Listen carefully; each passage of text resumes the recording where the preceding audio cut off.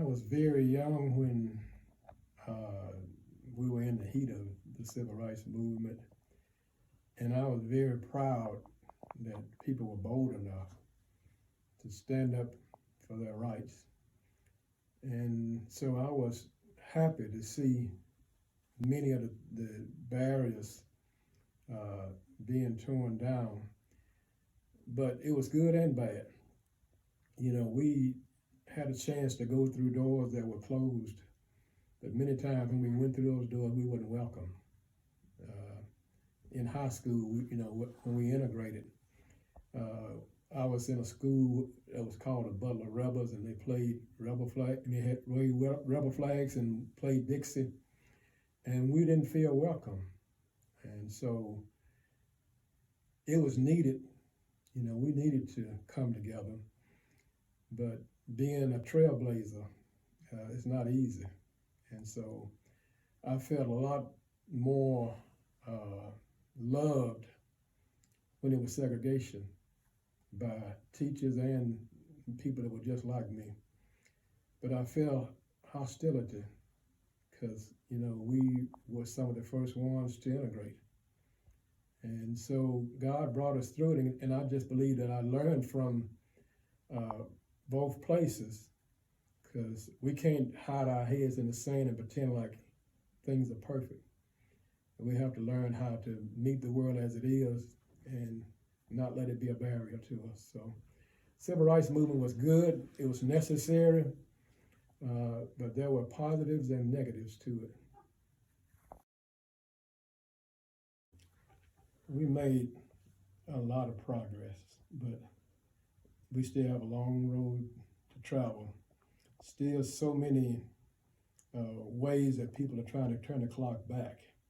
Now, there was a brief period of time where the doors were opened, but even then, we had to climb higher than the other race, and we love everyone, but the truth is, we've still not arrived yet.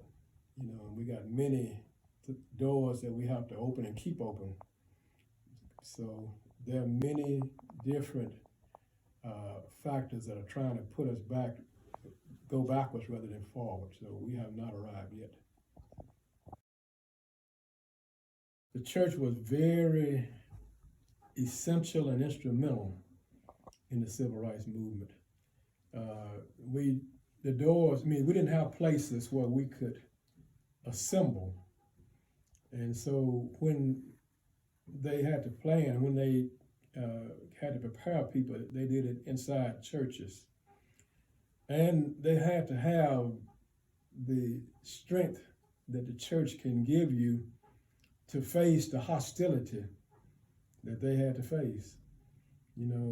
Ministers and civic leaders came to the church, and they prayed. They when you heard those songs as they were marching, it came out of the church.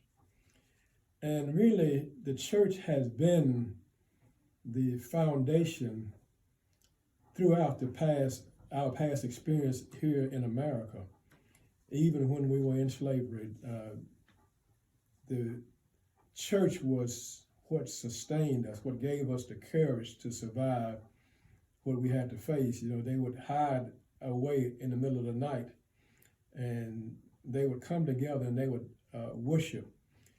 And so I hope that in the future we will not abandon what the church can give. No matter how high we climb, we still need the shelter of the church, to shield us when we, because that's what has brought us to where we are today. We cannot abandon it because we are prospering. We have to still remember that that's where our foundation is, and that's where it is right now, and will be in the future. We have to constantly remind ourselves that God brought us to where we are.